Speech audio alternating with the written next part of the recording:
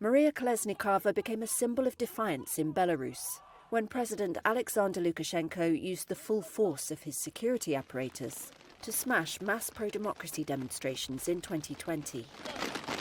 Now she's starving in prison and being held incommunicado in a tiny, stinking cell, where the toilet is a hole in the floor, according to her sister, Tatsiana Komich. Her weight has dropped to just 99 pounds, though she's 5'9", Komich said, putting her life at risk.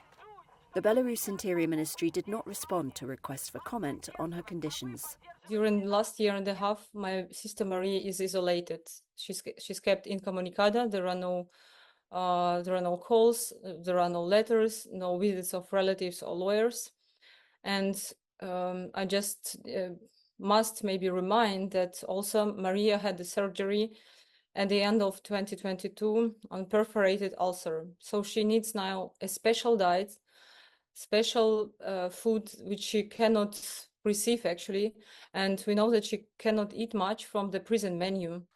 Kalesnikava gained further renown when masked officers snatched her from the street to deport her to Ukraine. She tore her passport into tiny pieces at the border so they couldn't.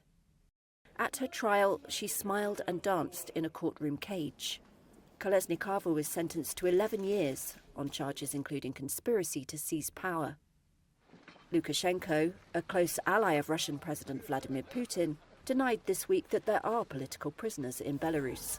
Since early July, he has released 78 people convicted for protest activity, out of around 1,400 designated by human rights groups as political prisoners. But all the leading pro-democracy figures, like Kalesnikava, languish behind bars. And Lukashenko's critics say they see no real change. Komich said Kalesnikava was last allowed to write to her family in February last year.